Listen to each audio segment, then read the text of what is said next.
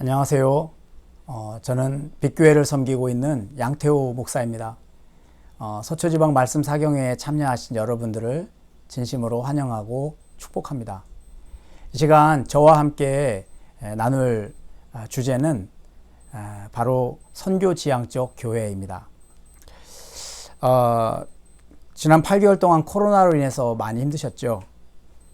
코로나는 분명히 고난이고 또 이 시대의 재앙입니다. 그런데 여기에는 또 메시지가 있어요. 자연을 잘 돌보아야 한다는 것. 그리고 모든 나라들이 이제는 공공선을 위해서 그리고 공공의 안전을 위해서 머리를 맞대고 서로 협력해야 된다고 하는 중요한 교훈을 우리에게 주고 있습니다. 또 다른 관점에서 보면 코로나로 인해서 좋아진 부분도 있어요. 코로나 덕분에 무엇보다 교회가 디지털화가 됐다는 것입니다. 예전에는 아날로그, 다 같이 모여서 정감 있는 예배와 또한 친교를 나눴었는데 이제는 국가의 요청에 의해서 비대면 예배, 영상 예배 이렇게 드리게 됐습니다. 그러면서 익숙지 않은 홈페이지, 인터넷, 또 유튜브, 실시간 방송 등의 이런 문화로 교회 문화가 급속도로 바뀌었습니다. 그로 인해서 전 세계에서 모든 교회에서 영상 예배를 드리니까 SNS를 통해서 전 세계 교회들의 예배 형식을 우리가 같이 살펴볼 수 있고 배울 수 있게 됐고요. 또 특별히 바다 건너 수많은 선교사님들의 실시간의 소식들을 우리가 들을 수가 있게 됐습니다. 또 그분들을 통해서 듣게 된 놀라운 소식은 이번 코로나로 인해서 무슬림들이 인터넷을 살피다가 기독교 영상 예배를 같이 보게 되고 그래서 기독교에 대해서 관심을 갖고 이렇게 복음을 영접하게 되는 사례들이 많이 보고되고 있다고 하는 놀라운 기쁜 소식입니다. 인터넷이 이제는 전 세계 땅끝까지 길을 내주고 또 디지털은 빠른 복사와 확산을 통해서 좋은 컨텐츠가 기독교 컨텐츠가 땅끝까지 신속하게 나아가도록 도와줍니다. 특별히 개신교가 코로나 시대를 맞아서 여러 가지 이런 부득이한 상황 가운데서 우리가 변화를 하게 되었는데요. 살펴보니까 주변의 천주교나 불교나 원불교 이렇게까지 변화하지 못한 것입니다.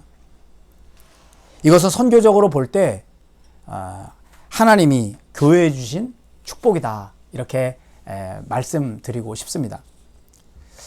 특별히 인터넷과 디지털은 앞으로 세계가 나아가게 될 추세고요. 또 그리고 교회 내에 젊은이들이 관심을 갖고 있는 분야이기 때문에 앞으로 그 교회 내에서의 활용 가치와 효용 가치는 엄청나다고 이렇게 말씀드릴 수가 있습니다. 코로나가 완전히 물러갈 때까지는 예배 모임도 어렵고 또 새신자 전도도 인도도 어렵고 여러 가지가 어려울 것을 우리는 각오하고 있습니다. 또 특별히 이번에 집단 감염과 확산에 또 많은 교회 이름이 오르내렸기 때문에 국민들이 가진 상처 또 그런 마음 상함이 전도에 또한 많은 어려움이 있을 줄도 압니다. 그럼에도 불구하고 이런 상황 가운데서도 교회가 사는 길, 또 우리 교회가 성장하고 성숙하고 건강하게 되는 길은 뭐냐?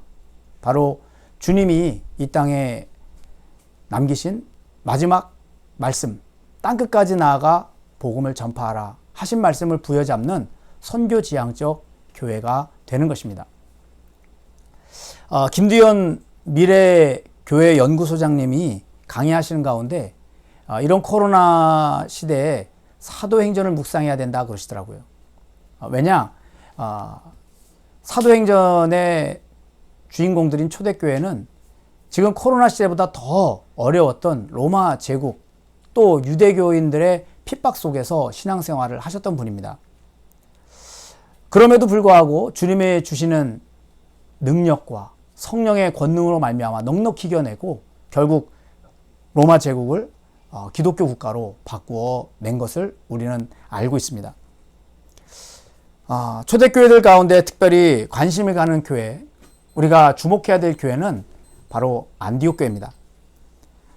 원래 최초의 교회는 예루살렘 교회, 마가의 다락방에서 오순절 성령 강림을 받고 세워진 최초의 교회가 바로 예루살렘 교회인데, 그런데 이들은 유대인에게만 전도하려고 했지 이방인들에게는 전하려고 하지 않았습니다.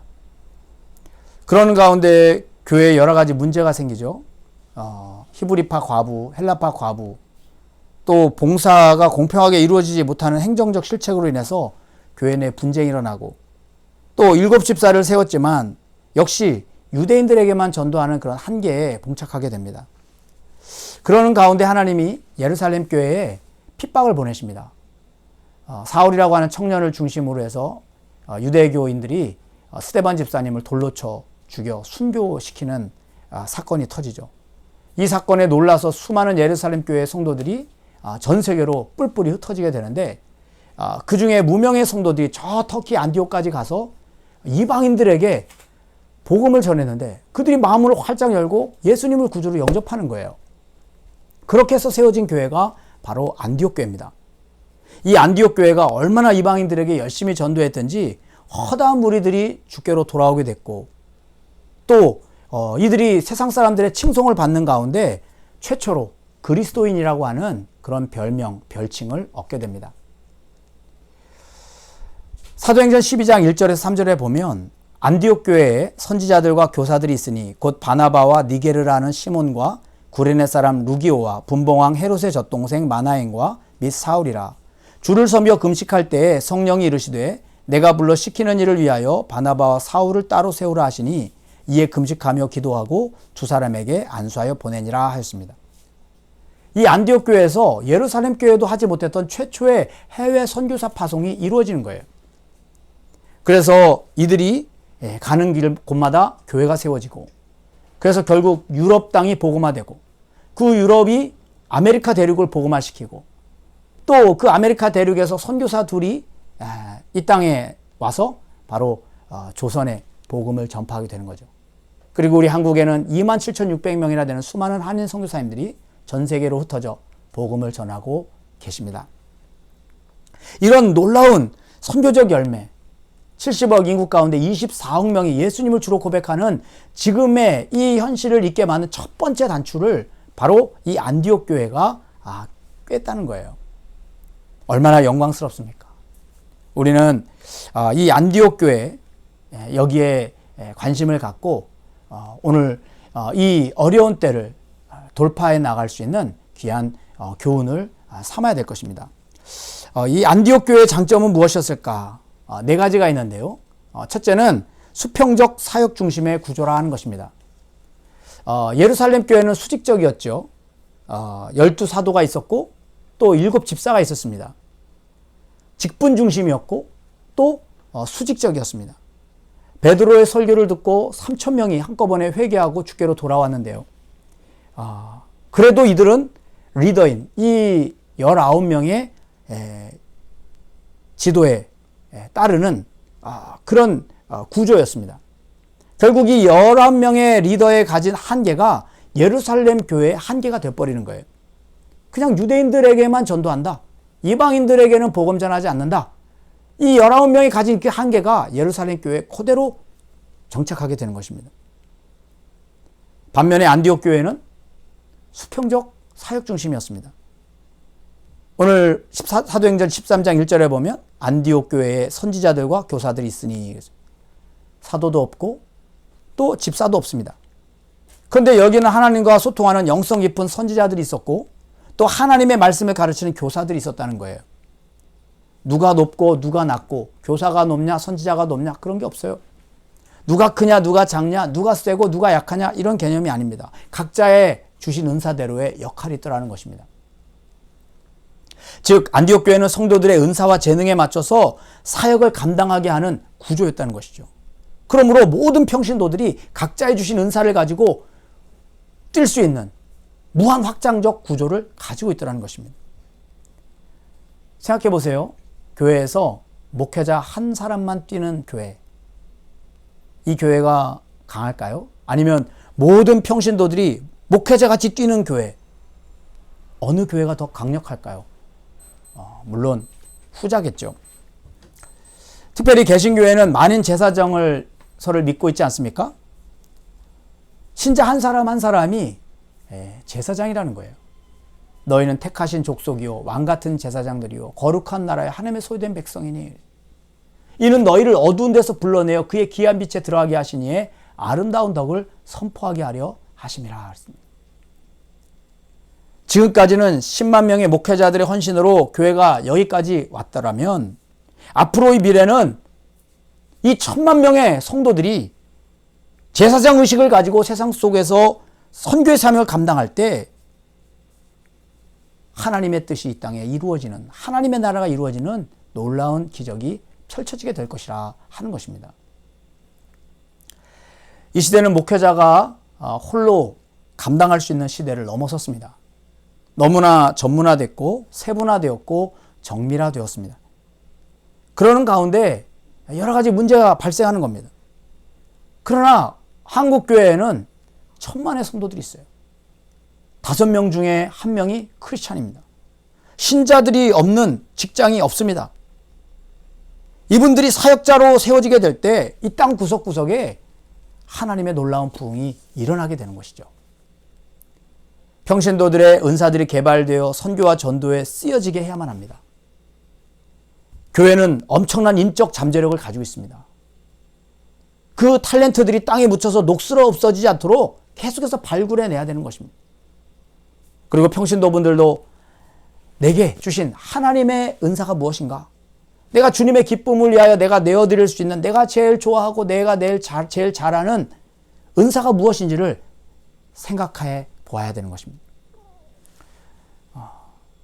저희 교회도 이 안디옥 교회처럼 되기를 꿈꾸면서 성도님들의 은사들을 찾아 묶어서 사역팀을 만들기 시작했습니다. 대표적인 것은 전도의 은사를 받으신 분들 일주일에 하루 교회 앞에서 차와 전도지를 나눠드리는 이렇게 전도팀 만들어 드렸어요. 그랬더니 비가 오나 눈이 오나 목요일마다 이렇게 2-3명씩 3명씩 이렇게 전도를 하십니다. 근데 그러면서 이렇게 우울증 걸리셔서 또 힘들어 하신 분들, 영혼의 갈급함 때문에 진리를 찾는 분들이 그 거리에서 전도하신 분들을 통해서 교회 들어오시고 예수님을 영접하신 분들이 참 많습니다. 심지어 요리를 잘 하시는 분들은 요리 선교팀이라고 해서 팀을 만들어 드렸어요. 그랬더니 이분들이 저 선교사님들을 음식으로 대접해 드리고 또 해외 선교에 나가서 한식 음식으로 이렇게 맛있게 대접을 해드리기도 했습니다. 캄보디아에 갔을 때는 10가정 선교사님들을 초청해서 식사를 대접했는데 이분들이 떡국을 되게 좋아하시는 거예요. 떡국 좋아하시나 봐요. 그랬더니 이곳 캄보디아 쌀하고 한국 쌀하고는 다릅니다. 떡이 달라요. 배를 또 잘 드시더라고요. 그래서 배 좋아하시나 봐요. 그랬더니 캄보디아에는 배가 없습니다. 이 요리를 통해서도 귀한 선교사님들을 섬기는 선교 사역이 펼쳐질 수 있더라는 것이죠. 또 현장에서 기술직으로 일하시는 분들을 묶어서 목 쓰셨던 예수님을 생각하며 나사렛 선교봉사단이라 이름을 지어드렸습니다. 전기를 다루시는 분, 천막을 다루시는 분, 세멘트 미장을 다루시는 분, 나무를 조각하는 목공, 또 환풍기를 다루시는 분, 또 전기 판넬을 다루시는 분, 페인트를 담당하시는 분, 이 한 분 한 분을 묶어서 팀으로 묶어드렸더니 이분들이 공방기 때 저 시골 미자리 교회에 가서 새롭게 교회를 바꿔드리고 수리해드리고 올라오시는 겁니다. 이분들이 얼마나 행복해 하시는지 몰라요. 또 해외 출장이 많으셨던 분들을 묶어서 해외 선교팀, 또 선교사 지원팀을 만들어 드렸고, 또 지역사회에 봉사하시는 분들 사회봉사팀으로 묶어드렸고, 그 가운데 미술 임의용 하시는 분들은 임의용 봉사팀으로, 또 보육원에 관심 있는 보육원 사역팀으로, 또 군생활을 특수부대에서 하신 분들을 묶어서 군선교팀으로, 아무튼 성도 한 분 한 분에 가지신 은사에 맞춰서 사역팀으로 또 비슷한 마음을 가지신 분들을 묶어드렸더니 이분들이 드디어 스스로 움직이기 시작하시더라는 것이죠. 어느 목사님이 이런 말씀을 하시더라고요. 선교가 양육을 이끌어간다. 뭐 성경 공부를 다 마쳤다고 다 선교하는 건 아니더라는 겁니다. 다 전도하는 건 아니더라는 거예요. 그런데 반대로 준비되지는 못했지만 선교에 동참시키고 전도에 동참시켰더니 은혜를 받고 나서 이분들이 성경 공부 시켜달라고 목회자한테 다가오더라는 것입니다. 선교가 양육을 이끌어간다는 것이죠. 무엇보다 열정 있는 교인들은 교회 안에서 자신의 포지션이 있기를 원합니다. 자기 자리가 없는데 참여하는 것 자체가 어색한 거예요. 감리교회 7개 부서, 성가대, 교사, 재정부원만으로는 이 시대는 이 평신도들의 은사를 다 감당할 수가 없습니다. 그것은 그 조직대로, 감리교회 조직대로 가고 이제는 동아리처럼, 대학교의 동아리처럼 각자의 은사대로 묶어주는 사역팀이 필요한 것이죠. 평신도들의 개개인별의 은사들을 사역화시켜야 되는 겁니다. 이럴 때 놀라운 선교의 도구가 됩니다. 그리고 모든 성도들이 다 같이 뛰는, 움직이는 교회, 건강한 교회가 되는 것입니다. 또 두 번째 안디옥 교회는 서로 다른 사람들이 배려함으로 하나 되는 교회였다 하는 것입니다. 사도행전 13장 1절 2절에 보니까 곧 바나바와 니게르라는 시므온과 구레네 사람 루기오와 분봉왕 헤롯의 젖동생 마나엔과 및 사울이라.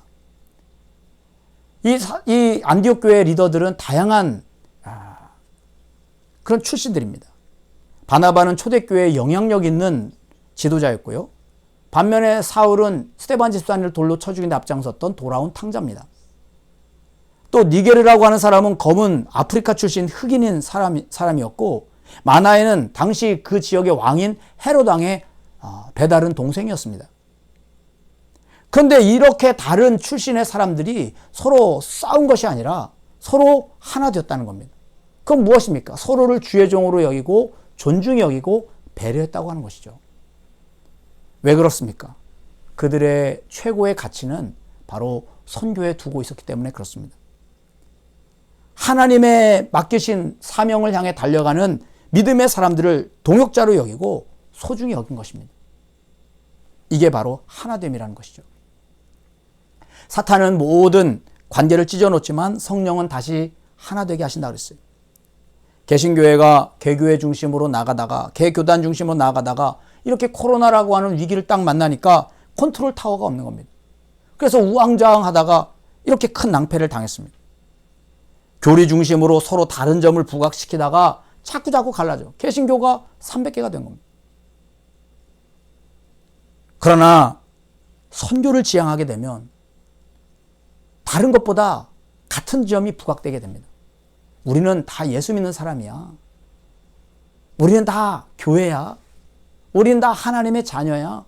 우리는 다 왕같은 제사장들이야. 우리는 하나님의 사명자들이야. 공통점이 강조가 되고 하나 되는 것입니다. 사실 예수님을 모르던 사람이 전도를 받아서 교회 안에 들어오고 예수님을 믿게 되고 교인이 되고 직분자가 된다는 것은 기적과 같은 일이에요. 여러 가지 부족한 것도 채워야 될 것도 많지만 인간적인 완전이라고 하는 것은 이룰 수가 없지 않습니까? 안디옥 교회도 사도도 집사도 아닌 무명의 평신도들이 이방인들을 전도하면서 시작되듯이 부족한 이들이 사명이기에 전하고 섬기다 보면 놀라운 은혜가 임하는 것이죠. 해외 선교지에 나가면 한국인이기 때문에 그냥 반갑습니다. 예수 믿는 사람이어서 반갑습니다. 피부색, 장로교, 감리교, 침례교, 성결교, 하나님의 성회, 이런 교단도 중요하지 않습니다. 어디 선교사, 어디 출신 선교사, 어느 기관 출신 선교사 중요하지 않습니다. 교회 크기도 중요하지 않습니다. 그냥 예수 믿는 형제 자매라는 이 사실만이 중요한 겁니다. 선교하다 보면 이렇게 하나가 되는 거예요.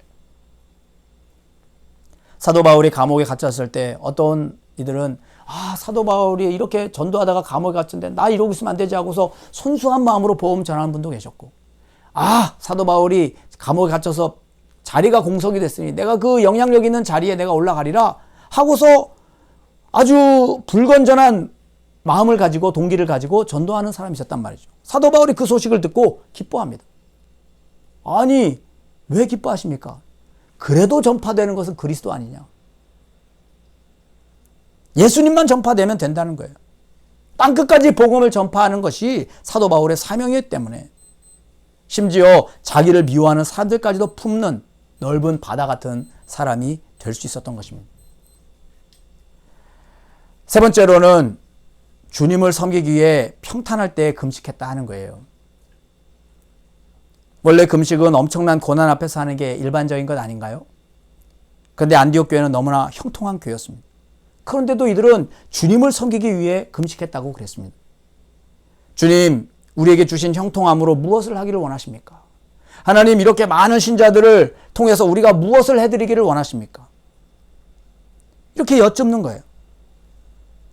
발등에 불이 떨어진 문제를 가지고 해결해 달라고 울고불고 금식하며 기도하는 것이 아니라 주님이 주신 형통함, 평탄함, 여유로움 속에 주님이 원하시는 뜻을 여쭙는 성숙한 신앙인들의 금식이었던 것입니다.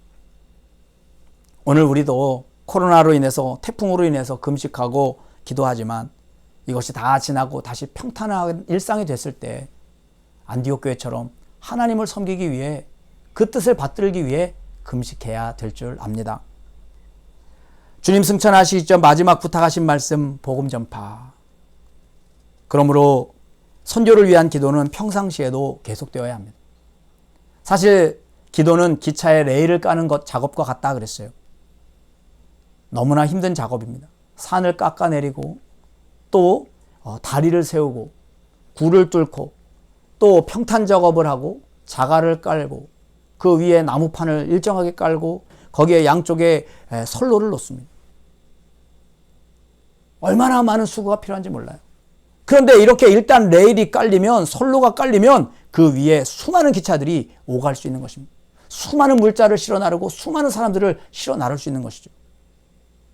기차는요, 선로가 깔린 곳까지만 갈 수 있습니다. 기도가 바로 선로를 까는 작업이에요. 오늘 우리가 일상 가운데 나와 내 가정, 내 일터, 내 교회만을 위해 기도하고 있다면 그 이상인 내 민족, 대한민국 249개국이라고 하는 유엔의 그 전 세계 민족들을 위한 그런 나아감은 가질 수가 없습니다. 민족 복음화를 위해서 지금 기도해야 됩니다. 느헤미야처럼 울면서 기도해야 됩니다. 세계 복음화를 위해서 사도 바울처럼 기도해야 됩니다.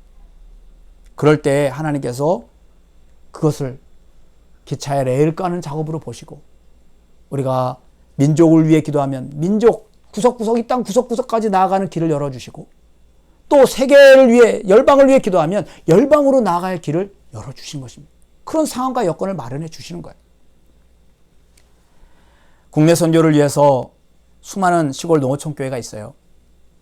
작은 일원이라도 방문해서 지역 주민들에게 방문해 전도해 드리면요, 그분들이 큰 힘을 얻습니다. 그 작은 교회에서 큰 힘을 얻습니다.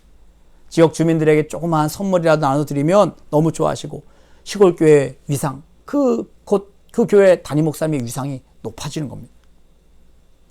시골교회 목사님들이 자주 하시는 말씀이 있어요. 도시교회에서 1년에 한 번씩이라도 시골교회에 방문해 줬으면 좋겠다. 왜 그러세요? 너무나 변화가 없는 시골에서 나도 모르게 안주해 버린다는 겁니다. 근데 누군가 정기적으로 방문해 주신다면 그것이 자극이 되어서, 내가 내년에는 저분들에게 좀 더 부끄럽지 않은 모습으로 만나야 되겠다 하고서 스스로를 채찍질하게 된다는 거예요. 해외 선교도 그렇습니다. 뭐 대단한 것 아닙니다. 선교사님이 하시는 사역들 쭉 둘러보면서 또 배우고 이해하고 돌아와서 위에서 기도해 드리는 것이죠. 틈틈이 연락드리고 SNS 통해서 소통하고 기도 제목 서로 오가면서 기도해 드리면 선교사님들이 힘을 얻으시는 거예요. 어느 선교사님 그러시더라고요. 내가 이곳에서 죽어도 한국에서는 아무도 모르지 않을까. 극단적인 외로움에 빠져 계신 것입니다. 그런데 우리가 잊지 않고 기도하고 있다고 격려해 드리면 힘을 내시는 겁니다. 어느 선교사님 그러시더라고요. 저는 남아공에 파송되면서 뼈를 묻으려고 하는데 자꾸 고향인 이 우리나라로 돌아오고 싶은 마음이 들 때가 많습니다. 여러분, 저를 위해 기도해 주셔서 제가 이 나라 우리 고향에 못 돌아오도록 이 남아공에서 목숨을 다와 저 복음을 전할 수 있도록 저를 위해 기도해 주십시오. 그렇습니다.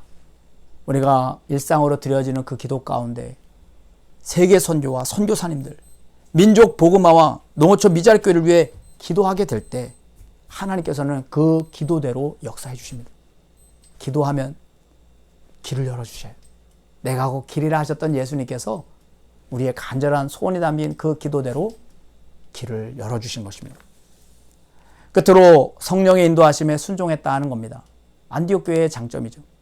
성령께서 안디옥 교회 리더들 중에 두 사람인 바나바와 사울을 따로 세우라 하시고는 선교사로 파송하라고 하셔서 그대로 순종합니다. 지도자가 5명 있는데 그 가운데 두 사람을 내보라고 하는 것은 교회의 입지와 위상이 흔들리는 것 아니겠습니까? 교회는 언제나 일꾼이 부족합니다. 인간적인 마음으로는 따를 수 없는 명령이에요. 그러나 이들은 성령님의 명령 앞에서 굴복합니다. 성령님이 항상 오르시기 때문에, 자기들은 어리석어 틀리기 때문에 결국 이들이 두 사람으로 선교사를 바나바와 사울을 파송했는데 이 둘을 통해서 하나님이 놀라운 일을 이루신 것입니다. 불확실한 미래에 살아가는 오늘 우리들입니다. 한치 앞이 안 보입니다. 그러나 우리가 두려워하지 않는 것은 우리의 목자 되신 하나님께서 바로 길 자체시기 때문에 그렇습니다. 그분이 가시는 길 따라 뒤따라가기만 하면 됩니다. 그러다 보면 그 결과 세계 선교의 귀하게 쓰임받게 되는 것입니다. 제가 섬기는 교회도 성전 건축 이후에 부채가 있지만 교우들과 더불어 같이 나갈 방향을 구하고 기도하는 가운데 하나님 주신 감동이 교회의 재정의 10분의 1 이것을 선교와 구제를 위해 써야 하지 않겠는가 하는 감동을 주셨어요. 그래서 당회와 구역회를 통해 만장일치로 통과하고 실천에 옮기고 있습니다. 주신 은혜가 큽니다. 우리가 하고 싶은 방식이 있습니다. 그러나 하나님이 원하신 방식이 있습니다. 우리는 주님의 종으로 내 뜻을 이루려고 해서는 안 됩니다. 하나님의 뜻을 여쭙고 또 실현해 드리는 것이 주의 종들의 마땅한 사명인 것이죠. 지금 우리가 하고 있는 사역들이 주님이 원하시는 순도 100%의 순종인가? 아니면 여기에는 인간의 야망과 욕심과 형식이 묻어져 첨가되어 있지는 않은가? 그런 것들은 과감하게 잘라내야죠. 우리는 성공을 추구해서도 안 될 것입니다. 오직 주님의 뜻만을 추구해야 할 것입니다. 이 세상의 성공의 기준은 자아실현이더라고요. 그러나 성경은 주뜻 실현이라고 알려주십니다. 예수님이 십자가에 달려 죽으셨을 때 다 이루었다 하시잖아요. 이 땅에 우리를 보내신 하나님의 뜻을 다 이루어 드릴 때 우리는 성공적인 인생을 살았다 칭찬을 받게 되는 것입니다. 열왕기서에 보면 수많은 사람들이 하나님의 축복으로 왕이 되는데요. 그 힘과 영향력을 가지고 자기 뜻을 이루고 죄짓고 평생을 보낸 사람들이 대부분입니다. 여호와 보시기에 악하였더라 그러죠. 그러나 소수의 사람들은 자기의 뜻을 접고 자기를 택하여 왕 삼아 주신 하나님의 뜻에 집중하고 받들어 성취했을 때, 하나님의 뜻을 섬겼을 때 주님이 기뻐하시고 크신 은혜를 내려주십니다. 솔로몬은 하나님 주신 지혜로 부귀영화를 누렸어요. 자기의 지혜를 자랑했습니다. 지혜의 결과물들, 성취물들을 자랑했습니다. 그러나 결국 아들 때의 나라는 찢어지고 그가 쌓아놓은 모든 것들은 100년도 채 되지 않아서 적국에게 다 빼앗겨버리고 말았어요. 헛된 것이었습니다. 그러나 그의 아버지 다윗은 자기를 위한 삶이 아니라 하나님을 위한 삶을 살았습니다. 늘 언제나 하나님의 이름이 만민 가운데 높아지기를 기도했습니다. 만나는 이들에게 하나님을 전했습니다. 그의 부하들 가운데는 이방인들이 많았어요. 근데 그들이 다윗의 전도를 통해서 다 하나님을 영접한 것입니다. 심지어 두로왕 히람 같은 사람은 주변의 나라 왕인데 그를 만나면서 하나님을 전해서 그가 즐거이 솔로몬 때의 백향목을 하나님 앞에 성전 건축하라고 지원해 주지 않습니까? 그렇습니다. 하나님의 소원을 여쭙고 기도하는 가운데 하나님의 마음이 이스라엘 백성들이 주께 돌아오는 것을 알아채고는 하나님과 이스라엘의 만남인 제사를, 이 예배를 풍성하기 위해 성가대를 조직하고 또 오케스트라를 조직합니다. 다윗 이전에는 피냄새가 나는 그런 무시무시한 제사였는데 다윗 이후에는 찬양이 울려 퍼지고 큰 소리 나는 제금, 높은 소리 나는 제금, 비파와 수금으로 찬양하는 영광의 축제가 되었던 것입니다. 주님은 그의 삶을 보실 때 내 마음에 합한 자라 하셨어요. 모든 사람이 다윗과 같이 되기를 원한다 하셨습니다. 그렇습니다. 선교를 하면 세 가지 축복이 있습니다. 선교를 하기 위해서는 고난을 받아야 되기 때문에 신앙이 순수해집니다. 천국과 지옥, 단순하고 명확하죠. 예수님을 믿으면 천국, 예수님을 믿지 않으면 지옥입니다. 신앙이 순수해집니다. 또 이 고난을 뚫고 나아가는 가운데 우리의 신앙이 강해집니다. 웬만한 고난 앞에서 흔들리지 않고요. 이 고난은 당연한 거지. 예수 전하다가 순교한 사람도 있는데. 예전에 최자실 목사님, 살면 전도, 죽으면 천당. 단순한 삶의 표를 가지고 나가셨잖아요. 강해지는 거죠. 누가 맞겠습니까? 그리고 선교하는 가운데 온 교회가 하나 됩니다. 서로를 소중히 여기는 거예요. 저분도 주님의 귀한 전도자. 저분도 주님의 귀한 전도자. 하나님의 나라를 위해 나아가는 우리는 귀한 동역자. 하나 되는 거예요. 선교를 하지 않으면 세 가지 화가 임합니다. 고난을 받지 않기 때문에 신앙이 변질됩니다. 세속화라고 하죠. 세 가지, 돈과 권력과 쾌락입니다. 하나님 대신에 돈을 선택하게 되고요. 섬기라고 하셨던 주님의 말씀 대신에 높아지려고 하고요. 그리고 주님이 주신 복음 전파의 사명 대신에 우리는 쾌락을 추구하게 되어 있습니다. 썩어가는 거죠. 또 고난이 없기 때문에 신앙이 약해집니다. 온실 속의 화초처럼 되는 거예요. 교회 안에 갇혀서, 예배당 안에 갇혀서 세상에는 영향력 없이 교회 안에서만, 교회 안에서는 호랑이처럼 대단해 보이는데 교회 밖에 나가면 영적인 고양이가 되어버리고 마는 거예요. 끝으로 교회가 사분오열되고 서로 싸우게 됩니다. 예루살렘 교회가 이방인들에게 복음을 전하지 않으려고 했을 때 하나님은 심판을 보내셔서 예루살렘 교회를 흩어버리셨다는 것. 사도 바울은 말합니다. 복음을 전하지 않으면 내게 화가 있으리로다. 내 신앙이 변질될 것이고 내 신앙이 약화될 것이고 결국 주의 몸된 교회가 서로 싸우고 핍박, 외부의 핍박 속에 흩어지게 될 것이라는 것.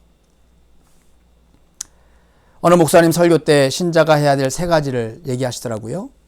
가든지 보내든지 돌보든지, 복음을 전하러 직접 가든지, 그럴 여건과 상황이 안 되면 가고 싶은데 어려움, 경제적인 어려움, 또한 상황적 어려움에 있는 이들을 도와서 갈 수 있도록 보내주든지, 아니면 선교 현장에서 부상당해서 지치고 병들어서 온 선교사들 돌봐주든지 해야 된다는 것입니다. 이번에 코로나로 인해서 잠시 귀국하신 감리교 선교사님만 150 가정이라고 했습니다. 머무실 거처가 없는 거예요. 그분들을 위해 준비해 놓은 거처가 없어요. 처가댁에 머무시기도 하고 또 이렇게 그 근 두세 달 가운데 그냥 여기저기로 옮겨 다니시는 그 모습을 봅니다. 차도 없어가지고 그냥 대중교통 이용하시라고 애쓰시는 모습을 봅니다. 그런 분들 우리가 잘 돌보아 드리라는 것이죠. 건강검진 나오고 또 그리고 그분들이 잘 몸이 회복될 수 있도록 우리가 신경 써 드려야 된다는 것입니다. 이게 바로 뭐냐? 주님의 복음에 동참하는 것입니다. 하나님의 선교에 동참하는 것입니다. 하나님은 모든 사람이 진리를 알고 구원에 이르기를 원하신다고 했어요.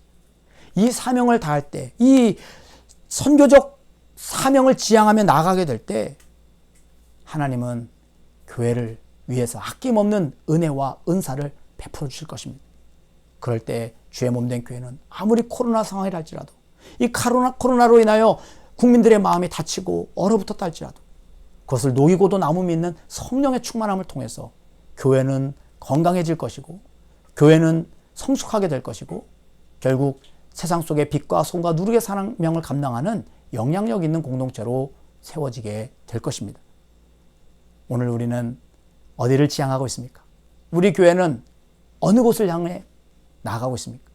오늘 주신 말씀처럼 주님의 마지막 부탁, 복음을 전파하는, 만민에게 복음을 전파하는 이 사명을 감당하시는 가운데 주님께 칭찬 듣는 귀한 교회 되시기를, 귀한 성도 되시기를 주님의 이름으로 축원합니다. 기도하겠습니다.